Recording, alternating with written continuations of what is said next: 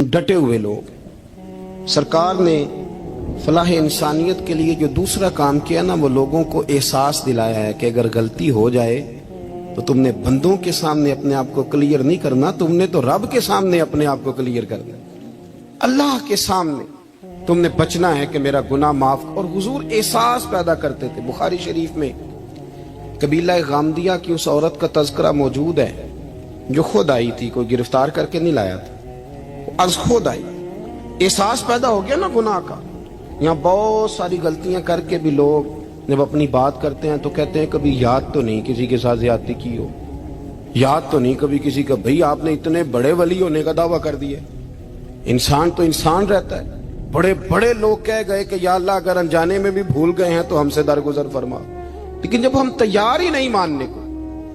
हजरत अनस बिन मालिक कहते हैं वो खातून आई, कोई पकड़ के नहीं लाया, किसी 14 दिनों के रिमांड पे नहीं उसे मनवाया गया, उसे वो खुद बखुद आई और करीम महबूब अलैहिस्सलाम के सामने जब वो खड़ी हुई तो इतने दर्द से मैंने कम लोग रोते देखे हैं जिस दर्द से वो रोई। अर्ज करने लगी हुजूर मैं गलती कर बैठी हूं, मुझसे जिना हो गया, मुझे पाक कर दे। तो महबूब करीम अलैहिस्सलाम ने फरमाया तू कैसे साबित करेगी तूने गुनाह किया? यानी मुजरम को साबित करना पड़ रहा है कि मैं गुनाहगार। ये वो कमाल है कि इंसानों को एहसास होने लगे कि यहाँ हम गलत हैं। जब एतराफ़ जुर्म होता है, जब बीमारी की तशखीस होती है तो फिर उसका इलाज भी हो जाता है। हजरत अनस बिन मालिक कहते हैं वो अर्ज करने लगी हुजूर मेरे पेट में नाजायज बच्चा है। हुजूर ने फरमाया जा जब बच्चा पैदा हो तो फिर आना। वो 8 माह के बाद आई तो उसकी गोद में फूल सा बच्चा था। हुजूर ने फरमाया वापस जा, जब रोटी खाने लग जाए तो फिर आना। वो 2 साल 2.25 साल दूध पिलाती रही। फिर जब आई तो बच्चे के हाथ में रोटी का टुकड़ा था। करीम महबूब सल्लल्लाहु ताला अलैहि वसल्लम से आके जब उसने बात की तो वो दर्द से रोई, कहने लगी या रसूल अल्लाह 3 साल होने को हैं, मैंने गुनाह किया है, मैं सारी रात सो नहीं पाती। हुजूर तड़पती, अगर इस हाल में मर गई तो अपने रब को क्या मुंह दिखाऊं, मुझे पाक कर दे, मेरे हाल पे रहम फरमाए। महबूब करीम सल्लल्लाहु अलैहि वसल्लम ने बच्चा एक सहाबी को दिया, फरमाया बच्चों की तरह पालना, और कहा इसे ले जाओ, पत्थर मार मार के इसे संसार कर दो। सहाबा कहते हैं उसे पत्थर लग रहे थे और हुजूर बेचैनी के साथ टहल रहे थे। आके खबर दी हुजूर वो तो विसाल कर गई, इंतकाल हो गया। फरमाया यहां तक तो बात उसकी थी। हजरत अनस बिन मालिक कहते अब महबूब करीम ने सहाबियात से फरमाया उसे गुस्ल दो, कफन पहनाओ, जनाजा तैयार हो जाए तो मुझे खबर करना। हजरत अनस बिन मालिक कहते हैं गुस्ल हुआ, कफन हुआ, जनाजा तैयार हुआ तो हैरान हम तब हुए जब मेरे महबूब ने फरमाया सफ़े बनाओ, मैं खुद जनाजा पढ़ाऊंगा, मैं खुद जनाजा पढ़ाऊंगा। और सरकार ने जनाजा पढ़ाया तो एक शख्स की जुबान से निकला हुजूर इस मलऊन का माज़अल्लाह जनाजा जिसने नाजायज बच्चा जना, इसके लिए आप दुआ कर रहे हैं, जनाजा पढ़ा। हुजूर फरमाने लगे खामोश हो जाओ, तुमने गुनाह देखा है उसका एहसास नहीं देखा, तुमने गलती देखी है लेकिन उसकी तौबा का अंदाज नहीं देखा।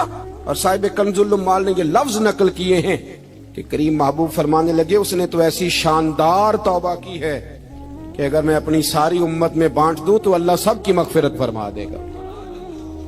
एहसास जब पैदा हो जाता है ना अपने दिल के अंदर कि यहाँ मैं गलत हूं। इन्नल आबदा इज़ा तारफा सुम्मा ताबा ताबल्लाहु अलैहि औ कमा क़ाल नबी सल्लल्लाहु अलैहि वसल्लम रवाहु मिशकात।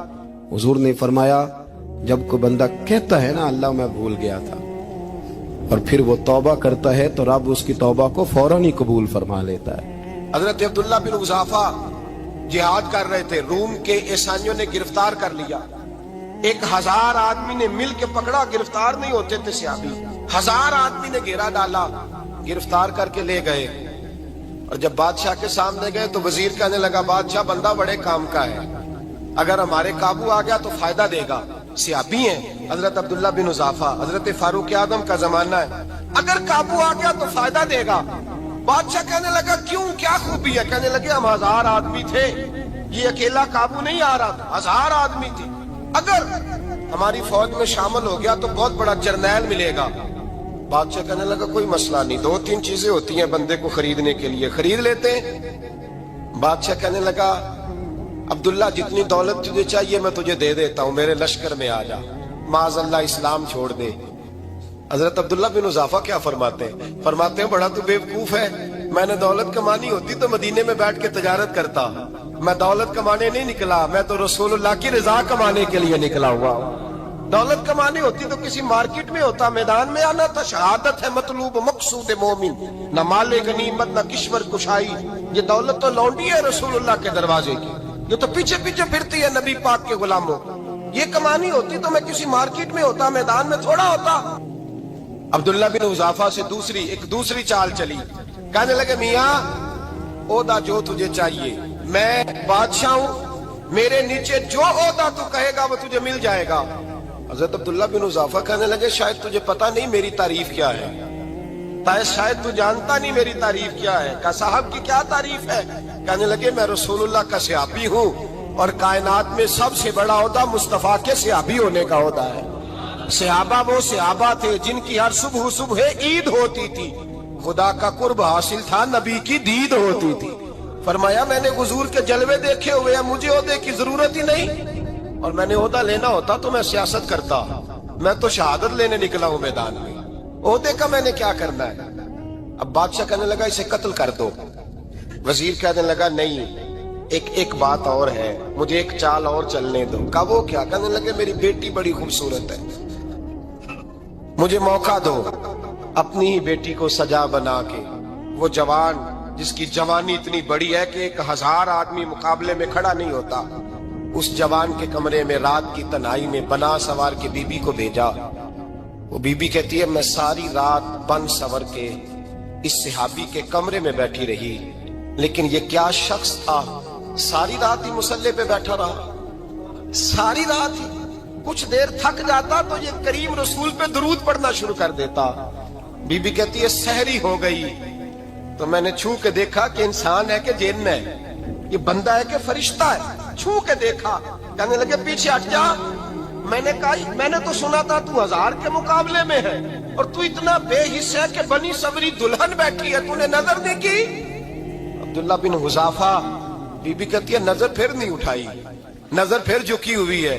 कहने लगे बीबी मैं मजबूर हूँ, अब मेरे ऊपर कोई हुस्न नहीं चलता, मैंने जलवाए बद्दुहा का दीदार किया हुआ है, अब मेरी निगाहों में जचता नहीं कोई, इसलिए कि जैसे मेरे सरकार है ऐसा नहीं कोई।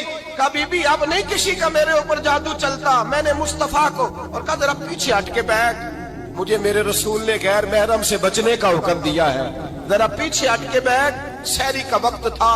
वो बीबी कहती है उस नौजवान के जुमले मेरा सीना चीर गए, कलेजा फट गया, चीख निकली, मैं कुफर के आलम में रोई। मैंने कहा मुझे बता तो सही, आखिर ये जज्बा कहाँ से मिलता है, आखिर ये रोशनी तो मैंने देखी नहीं, कहाँ से आती है।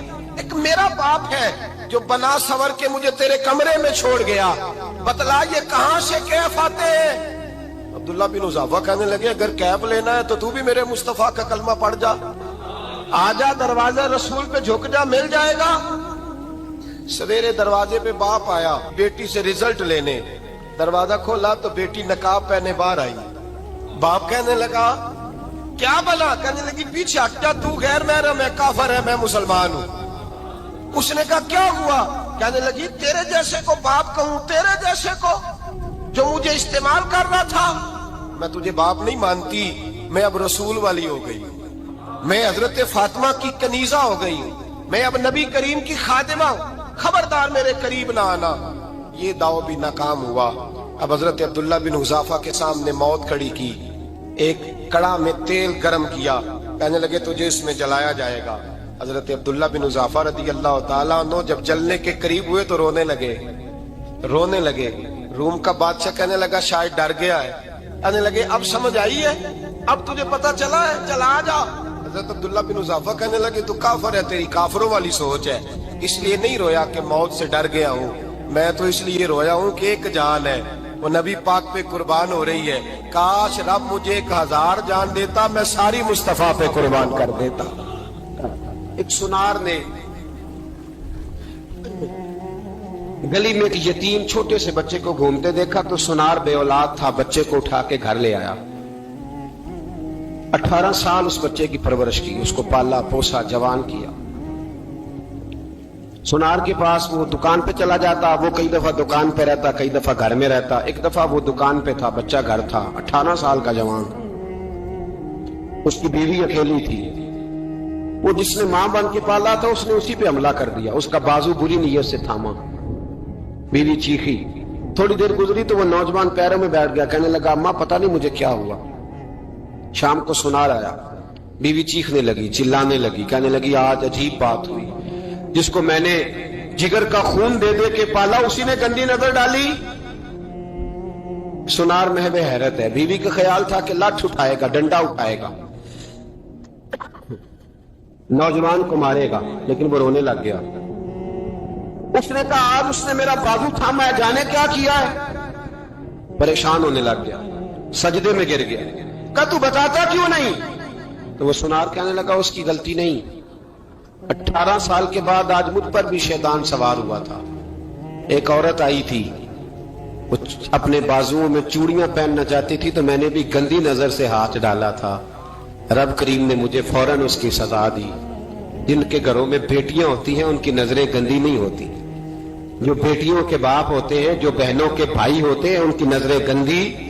और अगर तू टेलीफोन करता है, तू किसी औरत के साथ ताल्लुक रखता है, तो ये बात लिख ले, इमाम फखरुद्दीन राजी 1, अल्लामा इस्माइल हक्की 2, मुल्ला जलालुद्दीन रूमी 3, इमाम खाजन 4, इमाम जलालुद्दीन सयूती 5 हदीस के उस्ताद और मुहद्दिस लिखते हैं कि अगर तू किसी पर गंदी नजर डालेगा तो तेरा घर बच सकता, याद रख, नहीं बचेगा। इसलिए कि तेरी नजर किसी की बेटी को बेटी समझ, ताकि तेरी बच्ची का पर्दा कायम रहे। किसी की बहन को, ये क्या बात हुई कि तू जितना मर्जी गंद मुआशरे में फैलाता रहे, तेरा घर बचा रहे, ये कैसे हो सकता है? फाइना लहू मईशतन दंका, अल्लाह फरमाते हैं जिंदगी तंग हो जाएगी तेरे लिए मुश्किल। तू ढूंढता फिरेगा कि मैं मरने को जगह तलाश करूं। सच्ची तौबा करे, खरी तौबा करे। ये गुनाह इंसान को मजबूर कर देते हैं। हजरत अब्दुल्ला बिन मुबारक रहमतुल्लाह ताला अलैह, उनके सैकड़ों शागिर्द थे। एक शागिर्द के इंतकाल का वक्त आया तो घर गए मिलने। आप कहते हैं मैंने जोर लगा लिया पर उसकी जुबान पर कलमा जारी नहीं हुआ। मैं उसे कहता कलमा पढ़, पर उसकी जुबान पर जारी। अल्लाह अकबर, बहुत बड़ी नेमत है। दुआ फरमाए अल्लाह ईमान की मौत अता फरमाए, ईमान की मौत दे अल्लाह करीम, ईमान की मौत दे। ऐसे भी लोग देखे हैं, मस्जिद नबवी है, रसूलुल्लाह का शहर है, सर सजदे में है, रूह परवाज कर गई। रूह पर कितना नसीबों वाला है, कितना नसीबों वाला है कि मस्जिद नबी में सर सजदे में रखा है और अल्लाह तबारक व तआला ने महबूब के कदमों में मौत अता फरमाई। तो हज़रत अब्दुल्ला बिन मुबारक कहते हैं मैंने उसको कहा कलमा पढ़, तो उसकी जुबान पे जारी नहीं होता। मैं बार बार कहता तो वो मिन्नत करता, कहता हुजूर मैं कोशिश करता हूं, जारी नहीं होता। फरमाते मैं परेशान होके उठा, अभी मैं दरवाजे पे पहुंचा था, उसने चीख मारी और रूह परवाज कर गई। बच्चे रोने लगे, बीवी रोने लगी। तो मैंने उसकी बीवी से कहा कि जुर्म क्या करता था, इतना बड़ा पापी पे कलमा जारी नहीं हुआ। उसकी जोजा कहने लगी हजरत जी 2 गुनाह थे इसके। एक तो ये शराब का आदी था, रोकती थी बाज नहीं आता था, और दूसरी बात यह कि ये अपनी अम्मा का नाफरमान था। वो 2 गलियां छोड़ के रहती है, ये कभी मिलने नहीं गया था। उस बूढ़ी का कलेजा इसकी तरफ से बड़ी तकलीफ में था। तो हजरत अब्दुल्ला बिन मुबारक कहने लगे जा तू भी दुआ कर और उसकी माँ को भी कह दुआ करे कि यहां तो ये कलमा नहीं इसे नसीब हुआ, अल्लाह करे अल्लाह आखिरत की मंजिलें इसकी बेहतर फरमा दे। ये हदीस सुनाने लगा हूं, हदीस है, हदीस रसूल है। जवान खास करके जरा मेरी बात पे तवज्जो करे और बुजुर्ग खास कर तवज्जो करे जिन्होंने तरबियत करनी है। सुने, हुजूर की बारगाह में एक नौजवान आया है, ये संगमील है हदीस, इसको याद रखना। अर्ज की हुजूर मैं सारे गुनाह छोड़ सकता हूं, जिना नहीं छोड़ता। हुजूर मुझे जिना की इजाजत होनी चाहिए। मेरे हबीब ने थपकी दी, बिठा लिया। मैं कहता हूं हुजूर ने गुनाहगारों को मुआशरे से काटा नहीं, उनकी तरबियत फरमाई है, उनकी तरबियत फरमाई है, उनको करीब फरमाया। मेरे हबीब करीम सल्लल्लाहु अलैहि वसल्लम ने फरमाया इधर आ बैठ जा, बैठ गए। हुजूर ने फरमाया तू पसंद करता है तेरी मां के साथ कोई बदकारी करे? हुजूर नहीं। फरमाया तू पसंद करता है तेरी बेटी के साथ कोई बदकारी करे? या रसूलल्लाह मैं आंखें निकाल दूंगा। हुजूर ने फरमाया तू पसंद करता है तेरी बहन के साथ? हुजूर मैं काट डालूंगा वो हाथ जो मेरी बहन की तरफ उठेंगे। फरमाया तू पसंद करता है कि तेरी खाला फुफी ममानी की तरफ कोई ऐसी हरकत करे? हुजूर मैं काट के रख दूंगा उन लोगों को जो बात भी करेंगे। मेरे हबीब ने फरमाया अच्छा, जिसके साथ तू बदकारी की इजाजत मांग रहा है वो किसी की मां नहीं लगती, वो किसी की बहन नहीं लगती, वो किसी की बेटी नहीं होगी? याद रखे मुल्ला जलालुद्दीन रूमी 1, इमाम गजाली 2, आला हजरत फाजले बरेलवी 3, बुजुर्ग मुतफिका तौर पर लिखते हैं, फरमाते हैं जो गंद के साथ दूसरे घर में ताड़ता है वो अपने घर की खैर मना ले, जो गंदी नजर दूसरों पर रखता है वो अपने घर की खैर मना ले। इसलिए कि जो जुर्म वो किसी के खाते में डालेगा वो सजा बन के उसके घर की तरफ लौटा दिया जाएगा, जो बदकारी वो किसी के खाते में डालेगा वो सजा बन के अल्लाह उसके घर की तरफ लौटा देगा। अगर अपने घर को पाक रखना चाहते हो तो दूसरों की तरफ पाक नजर रखनी शुरू कर दो। अगर चाहते हो कि तेरा घर अजीब मामला है ना, बेटे को तो पसंद की शादी की इजाजत है तो बेटी को इजाजत क्यों नहीं? अगर तेरा बेटा पसंद की शादी करेगा तो याद रखना फिर जब किसी की बेटी ये लफ्ज बोलती है फिर इज्जतों के जनाजे निकलते हैं, फिर उरियानी फहाशी का जो है वो कलक लगता है माथे पर, फिर याद रखना चारों जानिब से रुसवाइयां तेरा नसीबा होती है। अगर तू बेटी को रोकना चाहता है तो बेटे का हाथ पकड़, अगर तू बेटी को साफ रखना चाहता है तो बेटे को शर्मो हया की चादर उड़ा, अगर तू बेटियों के किरदार की हिफाजत करना चाहता है तो पहले बेटे को पाबंद शरीयत बना। एक बहुत बड़ा गुनाह बदनिगाही का गुनाह है। आपको पता है हमारे मुल्क के अंदर बदकारी, जिना और बेहयाई की शरह कितनी बढ़ती जा रही है, किस कदर बढ़ती जा रही है। वो लोग जो निकाह कर लेते हैं वो भी अपनी निगाहों को, मैं अक्सर कहता हूं, हुजूर ने फरमाया निकाह आधा ईमान है, जिसने निकाह कर लिया उसका ईमान मुकम्मल हो गया। तो जो निकाह के बाद भी बाज ना आया, मैं उसको बेईमान नहीं कहता, लेकिन नबी पाक ने फरमाया जो निकाह कर ले उसका ईमान, बोलिए ईमान महफूज हो गया, उसका ईमान, सारे बोलिए ईमान। और जो फिर भी बाज ना आए, हुजूर कह रहे ईमान मुकम्मल हो गया, और जो ना बाज आया क्या फतवा दिया जाए हदीस की रोशनी में? मेरे नबी पाक की बारगाह में औरतें आई तौबा करने, बैत करने, मुसलमान होने, तो हुजूर बैत लेते वक्त फरमाने लगे मेरे साथ वादा करो, झूठ नहीं बोलोगी, गीबत नहीं करोगी, जिना नहीं करो। एक औरत बोल पड़ी, कहने लगी या रसूल अल्लाह सल्लल्लाहु अलैहि वसल्लम मैं मुसलमान तो नहीं पर खानदानी हूं, मेरे घर वालों के जहन में भी कभी जिना का ख्याल नहीं आया। हम तो इसे खानदानों के वकार के खिलाफ समझते हैं। रोज बुरी नजर से किसी को देखना और किसी के बारे में गलत बातें, नाराज ना होना। बहुत सारे बूढ़े भी लज्जत ले लेके जुर्म बयान करते हैं, गुनाह बयान करते हैं, गलत बातें करते हैं, किसी औरत के बारे में तबसरा करते हैं। क्या समझते हैं मर्द और औरत माज़ अल्लाह ताला एक कमरे में जाके बदकारी करे तो वही जिना है?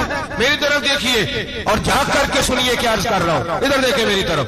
नबी पाक सल्लल्लाहु अलैहि वसल्लम ने फरमाया जिना जुबान का भी होता है, जिना कान का भी होता है, जिना आंख का भी होता है।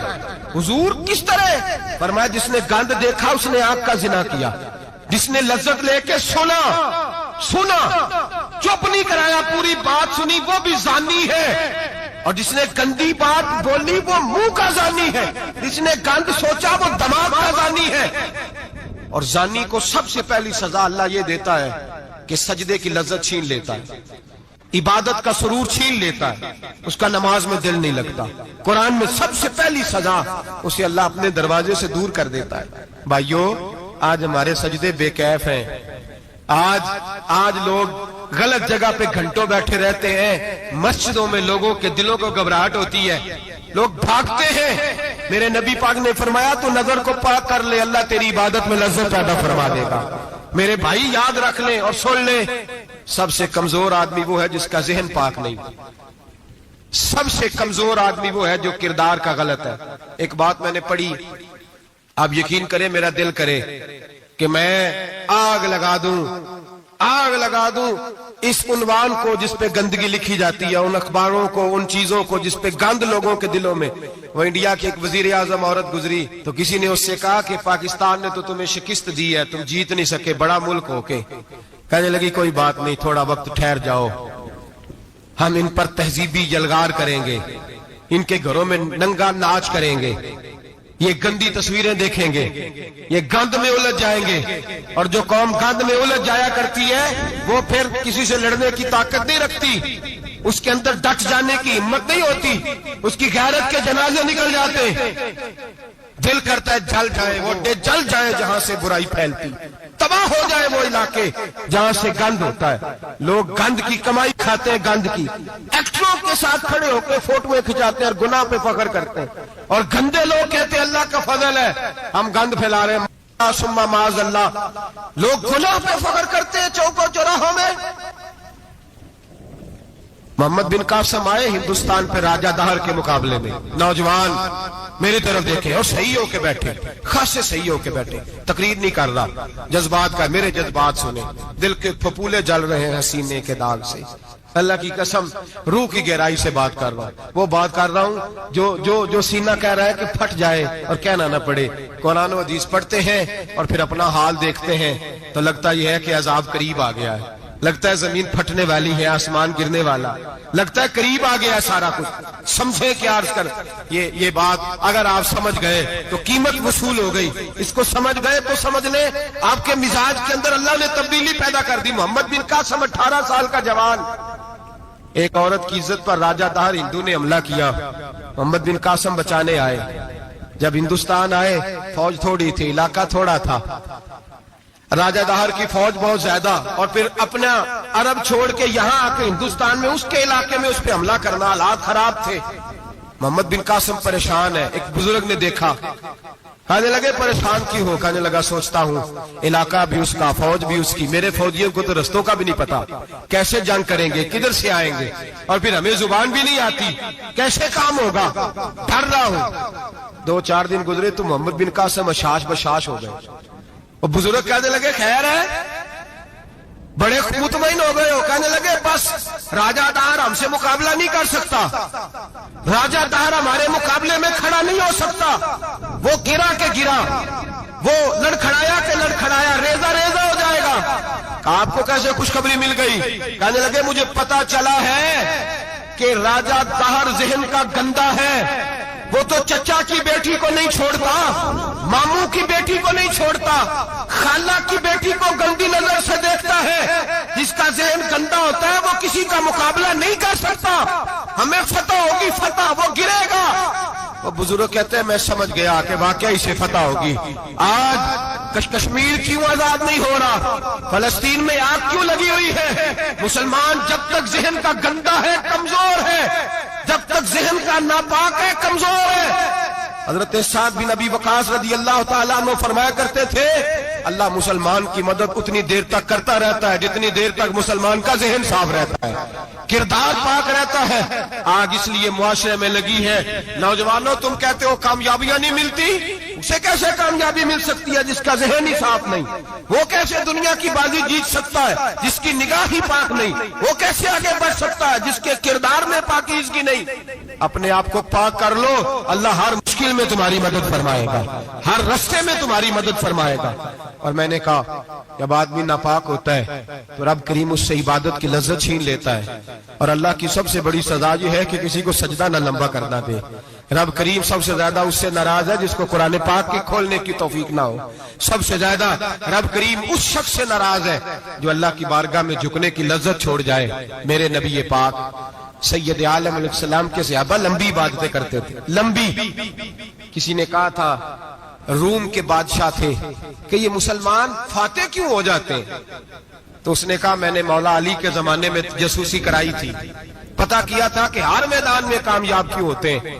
تو کہتے میں نے دیکھا یہ دن کے مجاہد ہوتے ہیں پر رات کے عابد ہوتے ہیں. اب آگے بڑھتے ہیں. قرآن مجید نے سورہ نور کی آیت نمبر 30 میں کہا کہ کل للمؤمنین یغضوا من ابصارہم، فرمایا کہ اے محبوب علیہ السلام مومن مردوں سے کہہ دو کہ اپنی نظریں جھکا کے رکھیں، اپنی نظریں اور اگلی آیت میں فرمایا وَقُلْ لِلْمُؤْمِنَاتِ يَغْضُضْنَ مِنْ أَبْصَارِهِنَّ، فرمایا کہ اے محبوب مومن عورتوں سے بھی کہہ دو کہ اپنی نظریں جھکا. مرد بھی اپنی نظر جھکا کے رکھے گا عورت کی طرف، لیکن یہ ساری پابندی صرف مرد پر نہیں، عورت بھی غیر محرم کا چہرہ نہیں دیکھے گی، اس پر بھی اسی طرح نظر جھکانے کا حکم ہے جس طرح کہ وہ ہر دکاندار کو بھائی جان کہہ کے گفتگو کرنے کی اس کو بھی اجازت نہیں ہے کہ وہ سمجھے کہ پابندی تو مرد نے کرنی تھی، میں نے تھوڑی کرنی تھی. وہ جس کے پاس جائے، جہاں بھی جائے، ڈاکٹر کے پاس جائے، باہر جائے، تو وہ جس طرح مرضی اس کا دل چاہے وہ بات چیت کرے، اس کی عورت کو بھی اجازت اسلام نہیں دیتا. بنیادی طور پہ اسلام شرم و حیا کا دین ہے، حیا کی بات کرتا ہے. حیا کی جب ہم تعریف کرتے ہیں تو حیا کی تعریف یہ ہے کہ کوئی کبھی چیز دیکھ کے نا تو آپ کی طبیعت میں کراہت محسوس ہو، آپ کوئی غلط جملہ منہ سے نکالتے ہوئے ذرا جھجکیں، آپ کوئی غلط بات کرتے ہوئے تھوڑا بوجھ محسوس کریں. ہمارے ہاں تیزی سے فروغ پایا ہے بے حیائی نے. سنگیوں کی محفلیں، یاروں کی محفلیں، اس میں غلیظ گفتگو ہوتی ہے الا ماشاء. ان دوستوں کو بڑی پاک صاف گفتگو کرنی چاہیے. دوستی کا رشتہ بڑا مقدس رشتہ ہے. جو یہاں ایک دوسرے سے پیار کریں گے جنت میں بھی اکٹھے داخل کیے جائیں گے. شرط یہ ہے کہ پیار اللہ رسول کی رضا کے لیے ہو، لیکن اس کے اندر اگر آپ کی گفتگو کچی ہو، کمزور ہو، فحاشی والی ہو، عریانی والی ہو. وہ ہمارے ہاں تو اب اس کو لوگ فیشن سمجھتے ہیں، اس کو مردانگی کی علامت سمجھتے ہیں کہ وہ جی ساری باتیں جی وہاں ہو گئی، اور جس کا جو جی چاہا اس نے کہا. آپ جب حیا کے دائرے میں ہوتے ہیں تو آپ خود بھی سکون محسوس کرتے ہیں. دیکھیں نا، آپ کو نیند سکون سے کہاں آتی ہے؟ جہاں کمرہ بند ہو، چاروں جانب دیوار ہے، اوپر چھت ہے، خالی دروازہ بھی کھلا ہوا ہونا تو جب بندہ سکون لینا چاہتا ہے تو کہتا ہے یار ذرا دروازہ ذرا بند کر دو. وہ اچھی طرح اپنے آپ کو چھپا لیتا ہے نا حیا کے پردے میں، تو اللہ اسے سکون عطا کرتا ہے. اور جو اس سے بھی زیادہ ٹھنڈی نیند میں جانا چاہتا ہے وہ کہتا ہے لائٹ بھی بند کر دو. اب وہ مکمل طور پہ سمجھتا ہے کہ میں چاروں جانب سے چھپ گیا ہوں، اگر میں کھل کے بھی سو جاؤں گا تو میرا چونکہ پردہ قائم ہے تو مجھے کوئی دشواری نہیں ہوگی. آپ جب چھپ جاتے ہیں، جب آپ حیا کے اندر سمٹ جاتے ہیں، جب آپ چادر کے اندر آ جاتے ہیں تو آپ بہت ساری جگہوں پہ آسانی محسوس کرتے ہیں. تو حیا تو آپ کو سکون دیتی ہے، حیا تو دل کو راحت دیتی ہے. میں بڑی ذمہ داری سے بات عرض کرتا ہوں، قرآن مجید نے نا ایک مقام پہ مذاق کو، ایک مزاح ہوتا ہے خوش طبی، وہ نہیں مذاق اڑانا. قرآن پاک نے نا مذاق کو ایک جگہ پہ جاہلوں کا طریقہ بھی قرار دیا. بنی اسرائیل کے لوگوں سے حضرت موسیٰ نے کہا کہ گائے ذبح کرو اور ایک ٹکڑا مقتول کو مارو، زندہ ہو کے خود بتا دے گا مجھے کس بندے نے قتل کیا. تو کہنے لگے آپ ہمارے ساتھ مذاق کر رہے ہیں. تو قرآن مجید کہتا ہے کہ حضرت سیدنا موسیٰ علیہ السلام فرمانے لگے اعوذ باللہ ان اکون من الجاہلین. فرمانے لگے میں اللہ کی پناہ مانگتا ہوں کہ میں جاہلوں میں سے ہو جاؤں. یہ مذاق کرنا تو جاہلوں کا طریقہ ہے. اگر آپ کی زبان سے بے حیائی کا جملہ نکل گیا، اگر آپ کی زبان سے بے حیائی کا جملہ نکل گیا، آپ نے کہہ دیا کہ ہم آزاد لوگ ہیں، جو مرضی کریں گے، جو مرضی کہیں گے، جو ہمارا دل میں آئے گا کریں گے، تو پھر تو لوگ آپ کا وہ حشر کریں گے کہ آپ سے برداشت ہی نہیں ہوگا. جس کا لوگ مذاق بنا لیتے ہیں اور جو مذاق بن جاتا ہے پھر اسے کچھ جینے دیتا ہے. آپ حیا کی چادر میں چھپیں گے تو بچیں گے.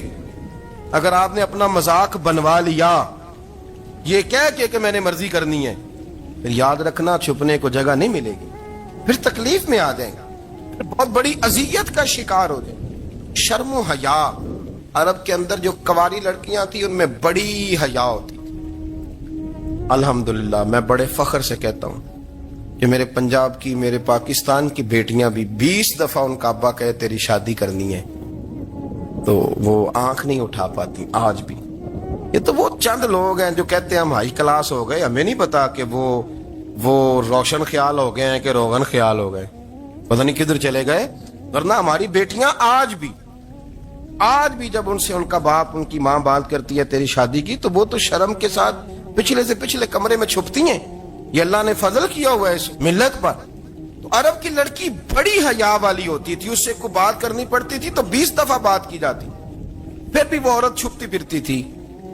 حضرت عائشہ صدیقہ رضی اللہ تعالیٰ عنہ فرمانے لگیں میرے نبی پاک صلی اللہ علیہ وسلم عرب کی کنواری لڑکیوں سے بھی زیادہ حیا کرنے والے تھے۔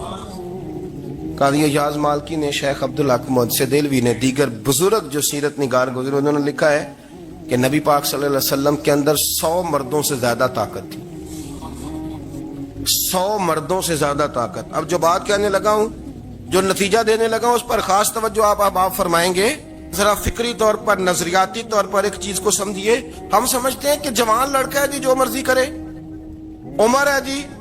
آپ ذرا بات پر غور کیجئے گا کہ حضور صلی اللہ علیہ وسلم میں طاقت 100 مردوں سے زیادہ ہے اور حیا کنواری لڑکیوں سے بھی زیادہ ہے۔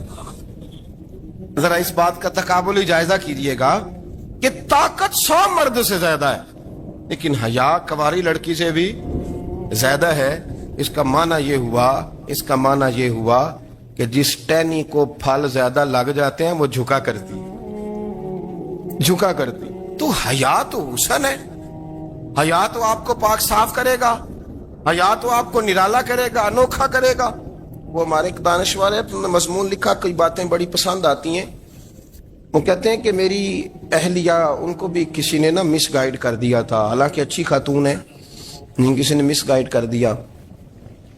وہ بھی سماجی اور ویلفیئر، اور یہ خواتین کو شوق ہوتا نا بننے کا، تو وہ بھی سماج کے اندر اچھا مقام تلاش کرنے کے موڈ میں آ گئی۔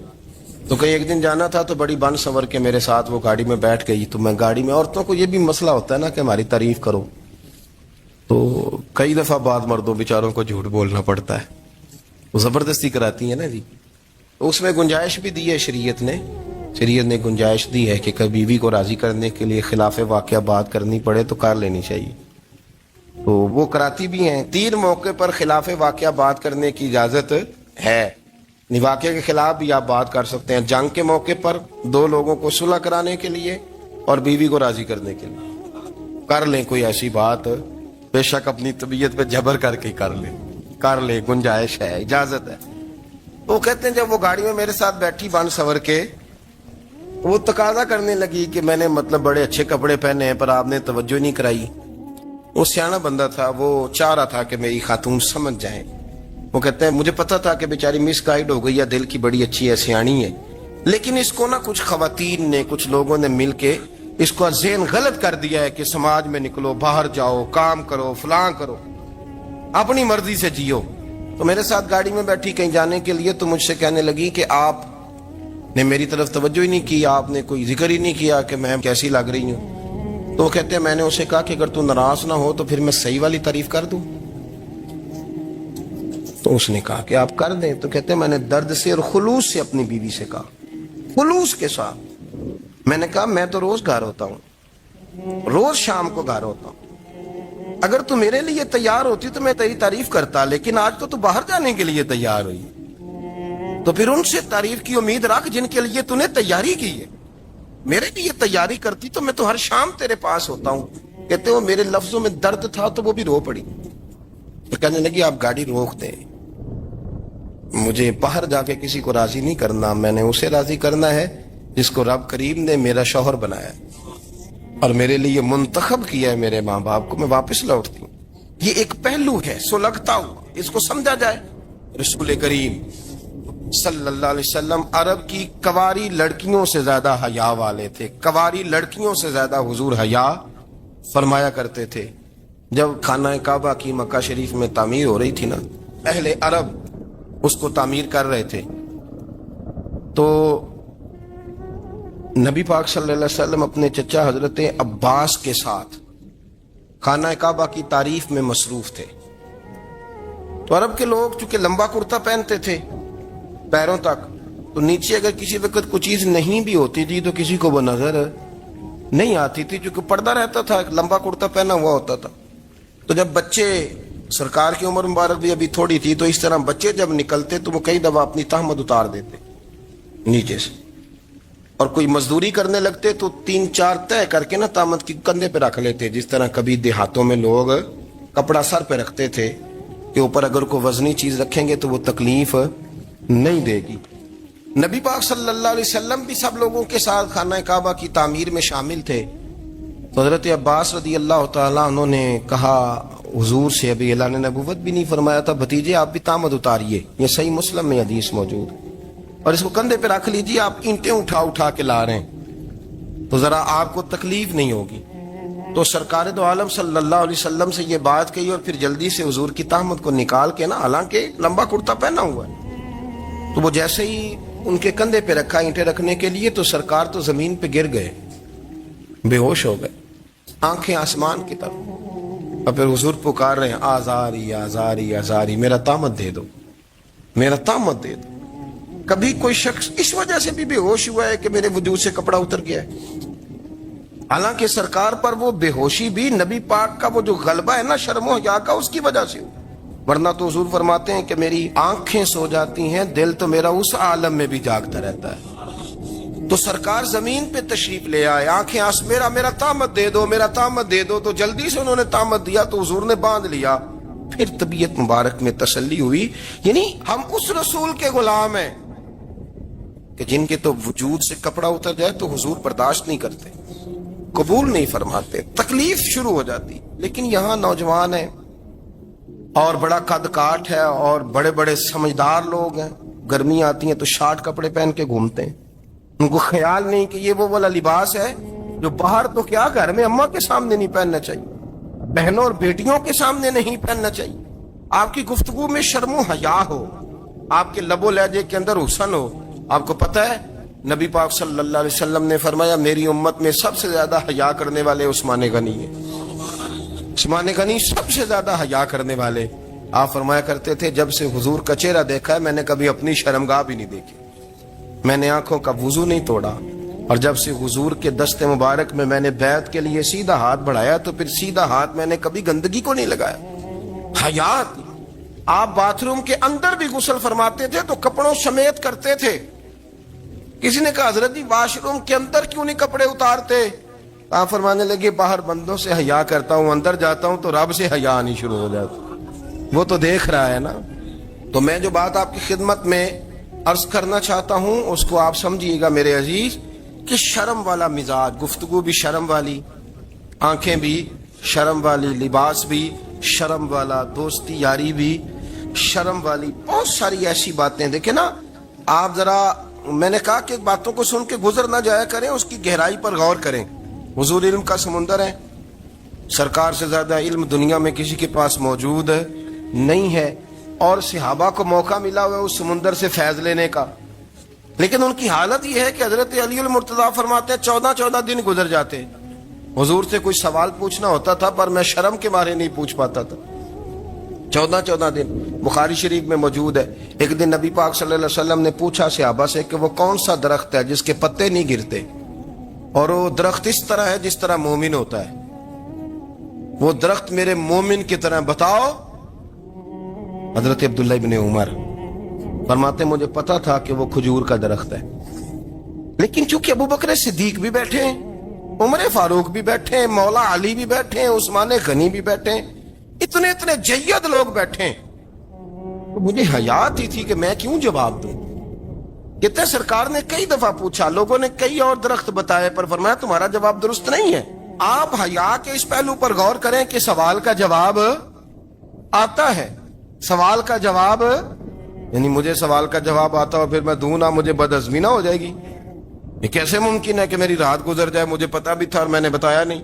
بہت سارے لوگ آ کے بہت ساری باتیں بتاتے ہیں، بہت ساری باتیں وہ سمجھاتے ہیں، تو ہم غور سے ان کا چہرہ دیکھنے لگ جاتے ہیں، کہتے ہیں یار اس کا تو دعویٰ تھا کہ میں سمجھنے آتا ہوں، تو یہ تو ہمیں سمجھا رہا ہے، چلو الحمدللہ ہم سمجھنے کو تیار ہیں۔ لیکن میرے عزیز پتہ بھی ہے جواب کا، علم بھی ہے، لیکن فرماتے ہیں میری حیا نے مجھے اجازت نہ دی کہ میں جواب دوں۔ آپ فرماتے ہیں پھر حضور سے صحابہ نے عرض کی کہ یا رسول اللہ آپ ہی بتا دیں وہ درخت کون سا ہے، تو حضور نے فرمایا بھائی وہ کھجور کا درخت ہے۔ تو آپ فرماتے ہیں میں دل میں کہہ رہا تھا کہ الحمدللہ میرا جواب درست ہے، حالانکہ میں نے جواب دیا ہی نہیں۔ تو لفظوں میں حیا، جملوں میں حیا، آنکھوں میں حیا، اٹھنے میں حیا، بیٹھنے میں حیا، چلنے میں حیا ایک خوبصورت حسن ہے، اور نبی پاک صلی اللہ علیہ وسلم نے فرمایا جب تو بے حیا ہو جائے نا پھر تو آزاد ہے، پھر تو جو مرضی کا پھر تو جو اس لیے بزرگ جب کسی کو بے حیا کہتے تھے نا، اللہ اکبر، اور جب کسی کو کہتے تھے نا یہ بے حیا ہے، تو لوگ سمجھتے تھے کہ کوئی ہلکی سی بات کر دی، لیکن ان کا معنی یہ ہوتا تھا کہ بس بھائی اب اس کے ساتھ کوئی کلام کرنے کی ضرورت ہے، اس کو اب اصلاح کی ضرورت نہیں، یہ بے حیا ہے۔ کیا معنی؟ کہ اب یہ جو اس کے دل میں آئے گا وہ کرے گا، جو اس کی طبیعت چاہے گی وہ کرے گا، اب یہ کسی پہلو بھی قابو آنے کو تیار بے حیا ہو گیا۔ بے حیائی بہت بڑا عیب ہے، اور جو لوگ کہتے ہیں کہ ہمیں بالکل آزادی ہونی چاہیے، ہمارا اپنا جسم ہے تو ہماری اپنی مرضی چلے گی۔ ایک وزیر صاحب ہیں، پتہ نہیں میں ان کو جانتا تو نہیں، انہوں نے سینٹ میں تقریر کی ہے، میں نے ان کی بات سنی ہے، اس نے کہا نہیں نہیں بھائی، جسم رب کا ہے تو مرضی بھی تو رب کریم کی چلے گی، اور مرضی بھی اللہ کی۔ یہ مجھے تھوڑا سا مسئلہ ہے جسم پر، کبھی کبھی مجھے کثرت سفر سے الرجی ہو جاتی ہے۔ میرے ساتھ لوگ نا دل سے پیار کرتے ہیں، شاید ہی کوئی اچھا ڈاکٹر ہو جس تک میرے سنگی مجھے لے کے نہ گئے ہوں، پر جسم اللہ کا ہے نا، مرضی بھی جب وہ چاہے گا صحت دے گا۔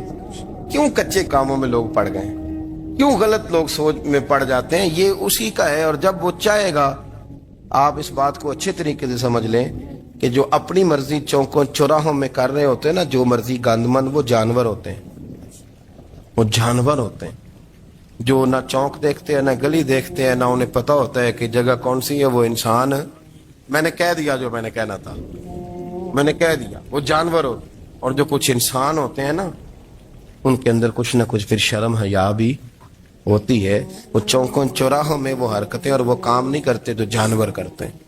ان کے لیے بڑے پردے ہوتے ہیں، ان کے لیے بڑی باتیں ہوتی ہے، ان کے لیے بڑا کچھ ہوتا ہے۔ جو بالکل آزاد ہو جائے، کوئی پتہ نہ ہو کس وقت کیا کہنا ہے کیا کرنا ہے، تو پھر وہ دائرہ انسانیت سے خارج ہو جاتا ہے۔ ہم آپ کو کیا دعوت دیں؟ آپ تو وہ باتیں کر رہے ہیں جو اسلام کا انسانیت کے حق میں بھی ٹھیک نہیں، آپ تو وہ والی باتیں کر رہے ہیں، ان کا انسانیت بھی تقاضا نہیں کرتی کہ یہ باتیں ہونی چاہیے۔ لیکن ایک بات، میں تو جذباتی نہیں ہوتا، میں بڑے غور سے چیزوں کو دیکھتا ہوں، سنتا ہوں، اور نہ میں ان موسمی مینڈکوں کی، وہ مجھے عاتق صاحب کہنے لگے جی بڑے بڑے مولوی ایک بندے کے ساتھ بیٹھے ہوئے ہوتے تھے اور وہ روزے میں بڑے بڑے درس دیتا تھا تو وہ بھی فلانی حرکتیں کر رہا ہے، تو میں نے کہا ہم نے تو پرانا کہا تھا کہ موسمی مینڈک ہے، تو پرانے کہہ رہے ہیں کہ اداکار ہے، تو وہ جہاں کاسٹ کریں گے وہاں وہ اداکاری کرے گا، آپ کسی مذہبی جگہ کر لیں تو وہاں کر لے گا، کہیں اور جگہ کریں گے تو ہم تو پرانا کہہ رہے ہیں۔ تو کسی کو کبھی سمجھ آتی ہے تو کسی کو کبھی اور جگہ جا کے سمجھ آتی ہے۔ ہم ان لوگوں سے پریشان نہیں ہوتے، کیوں؟ سن لے، کوئی مایوسی نہیں، ان کے اندر جتنا زور ہے وہ لگائیں۔ یہ ملک بنا ہے رسول اللہ کے نام پہ، یہ اللہ نے تحفہ دیا ہے امت مسلمہ کو، یہ نبی پاک کے نام پہ بنا ہے، تو یہاں جھنڈا بھی وہی والا بلند ہونا ہے جو مدینے والے رسول کا جھنڈا ہے، اور یہاں وہی کام چلے گا جو نبی پاک نے بیان فرمایا۔ تو اس طرح کئی لوگ آتے ہیں، وہ شور شار کرتے ہیں، چلے جاتے ہیں، اتنے نہ پریشان ہوا کریں۔ بہت سارے لوگ تو بیچارے اس قابل بھی نہیں ہے کہ ان کا نام لیا جائے، مطلب اتنا ہم ان کو اہمیت دے دیں، ان کا ذکر کریں، ان کا نام لیں، ان کی بات کریں، وہ بیچارے اس قابل ہی نہیں ہے، مطلب سٹیٹس ہی نہیں ہے ہمارا، اتنے فارغ ہیں ہم۔ جب جو بندہ آئے گا کہانی چھیڑے گا تو ہم چھیڑ جائیں گے، اور بھائی اللہ کا فضل ہے الحمدللہ تعالی، لوگوں نے بڑا شور کیا، اور بڑے زمانے سے دنیا شور کر رہی ہے، پر اللہ کے گھر مسجدیں بھری ہوئی ہیں، مسجدیں بھری ہوئی ہیں، ہماری بیٹیاں پردے کرتی ہیں، پردے کو پسند کرتی ہیں، وہ حجاب میں رہتی ہیں، وہ سمجھتی ہیں کہ ہمارا اصل حسن کیا ہے۔ تو یہ پراپوگنڈا پرانا چلا آ رہا ہے، اس کا اللہ کے فضل سے امت مسلمہ پہ نہ کبھی اثر ہوا ہے اور نہ کبھی ہوگا انشاءاللہ۔